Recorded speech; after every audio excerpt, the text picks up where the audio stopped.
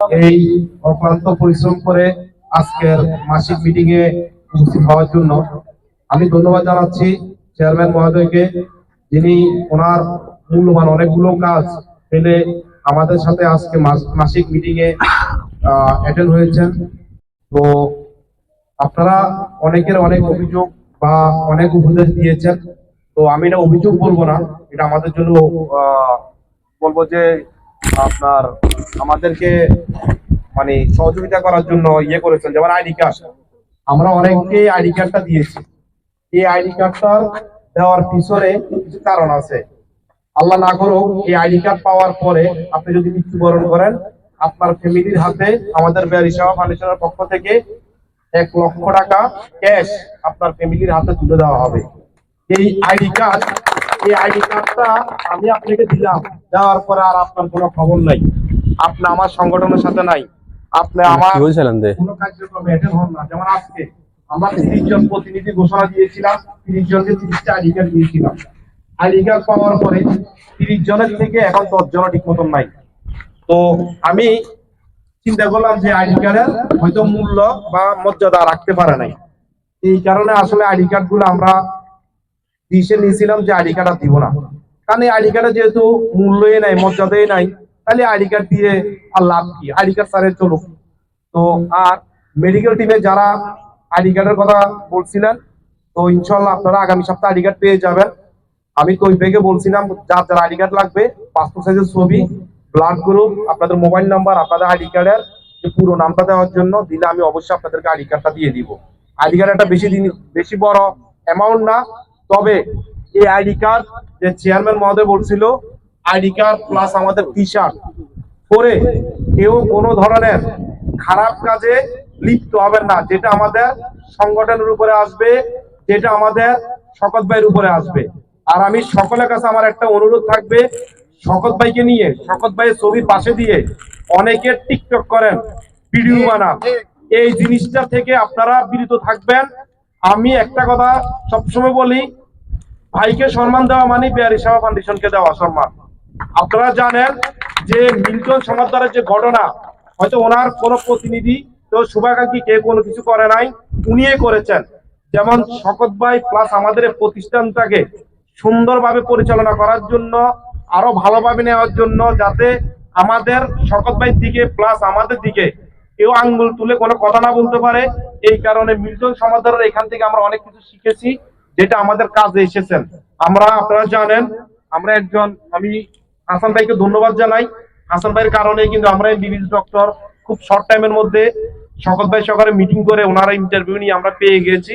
উনি আমাদের মানবিক একজন ডক্টর বলবো।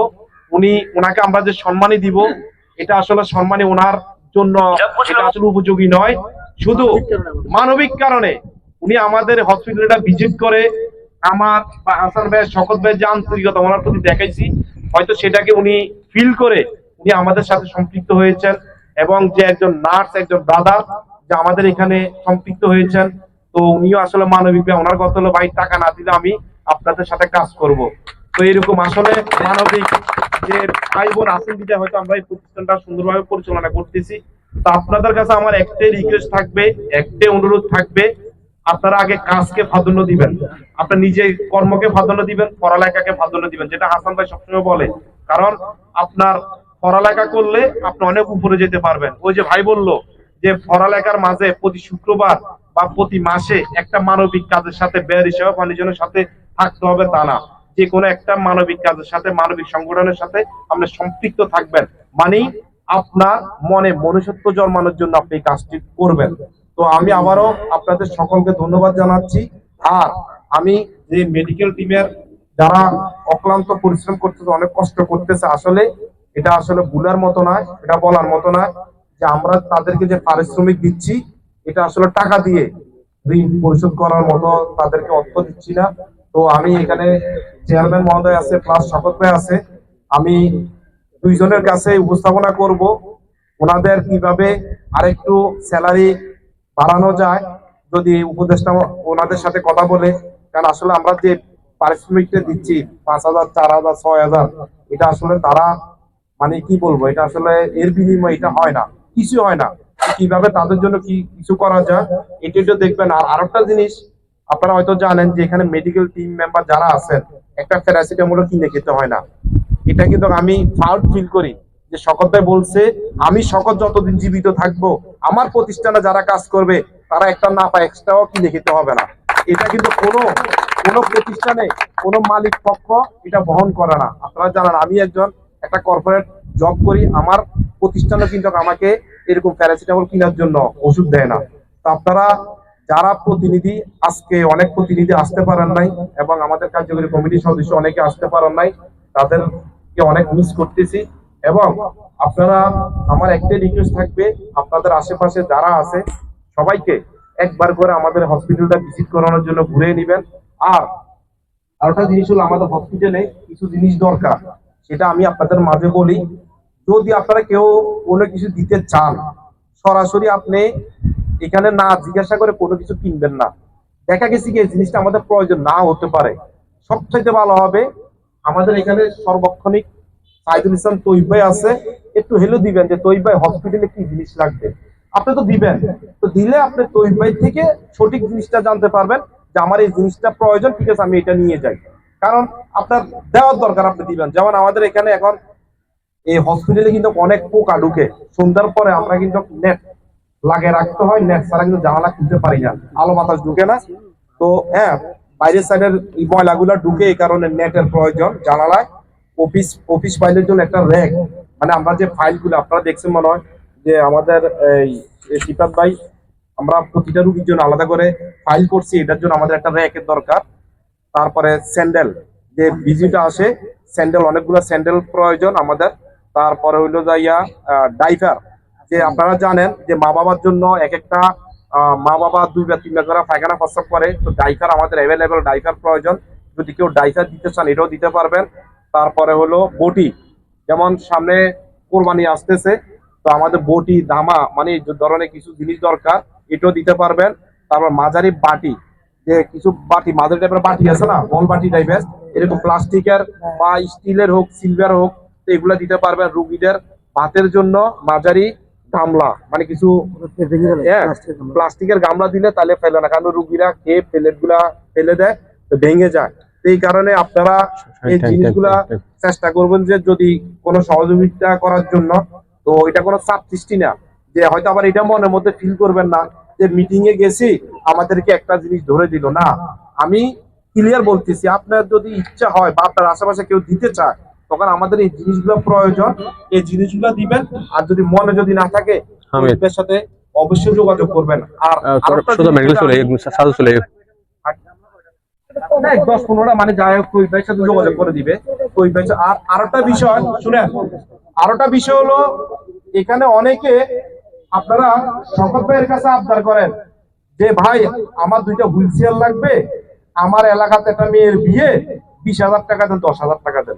দেখেন, যখন শকত ভাই হসপিটালটা প্রতিষ্ঠানটা দেয় নাই, ওনার কাছে ফান্ড ছিল, উনি অ্যাভেলেবেল সাহায্য সহযোগিতা করতে পারছে।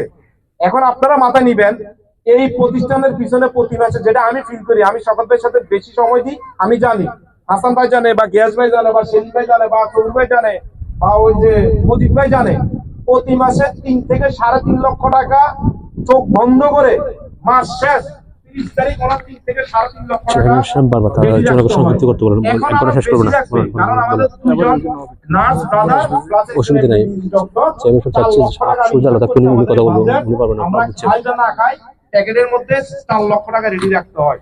এখন আমরা সাহায্য সহযোগিতা দুভাবে করতে পারি না, তাই বলে আপনারা শকত ভাইকে রাগ করে সংগঠনের সাথে শকত ভাইয়ের একটা পোস্ট শেয়ার করেন না, শকত ভাইকে ভালোবাসেন না, শকত ভাইকে নিয়ে নানান ধরনের মন্তব্য করেন, এরকম সদস্য ভাই আমার দরকার নাই।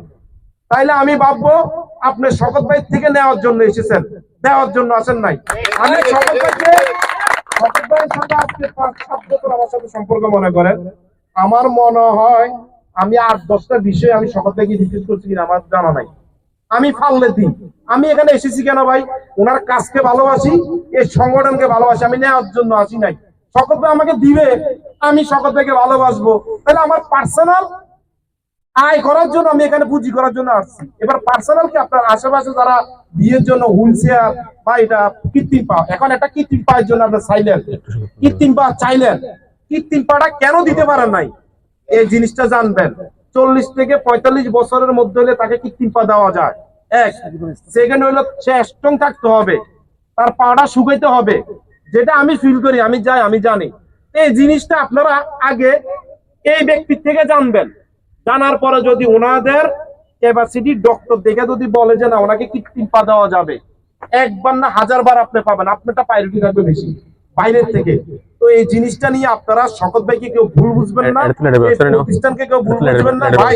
যদি আমি বিশ্বাস করি শকত ভাইয়ের কাছে যদি থাকে, আপনি 100% আপনি পাবেন, 1000% পাবেন। আপনি এখানে খালি হাতে আপনি ফিরে যাবেন না, আমি এতটুকু ফিল করি। এই জিনিসটা আপনারা মাথা রাখবেন, কেউ ভুল বুঝবেন না। আর আরেকটা জিনিস হলো যেটা যে ওই মাঝে মাঝে আমরা আর্গুমেন্ট করি গ্রুপের মধ্যে। গ্রুপটা করছি কেন? একটা ইউনিটি সংগঠনের জন্য। এই গ্রুপের মধ্যে অহেতুক, যেমন আমি আর তারেক ভাই অহেতুক তর্কাতর্কি করি, এই জিনিসটা আপনারা অহেতুক করবেন না। অনেকে ডিস্টার্ব ফিল করে দেখে সাইলেন্ট করে রাখে, সে মিউট করে রাখে। তো এই জিনিসটা আপনারা করবেন না, দরকার প্রয়োজন ছাড়া কোনো ধরনের গ্রুপের মেসেজ দিয়ে অহেতুক আরেকজনের সমালোচনা বা আরেকজনের খারাপ, আরেকজনের ডিস্টার্ব হোক, এই জিনিসটা করবেন না। তখন কি হয় জানেন, মূল্যবান শকত ভাই একটা মেসেজ দিল, তখন শকত ভাইয়ের মেসেজটাও অমূল্য হয়ে যায়। এই জিনিসটা করবেন না, আপনাদের কাছে আমার রিকোয়েস্ট থাকবে এটা। আর আপনারা সবাই অবশ্যই ভালো থাকবেন, সুস্থ থাকবেন, আমাদের সকলের জন্য দোয়া করবেন। আমরা সবাই মানবিক ভাই বোন, আমরা একত্রিত কাজ করব। আমাদের চেয়ারম্যান মহোদয় বা শকত ভাই যে দিক নির্দেশনাগুলো দিচ্ছে, এই দিক নির্দেশনাগুলো আমরা সুন্দরভাবে পরিচালনা করব। সবাই ভালো থাকবেন, আসসালামু আলাইকুম, ধন্যবাদ।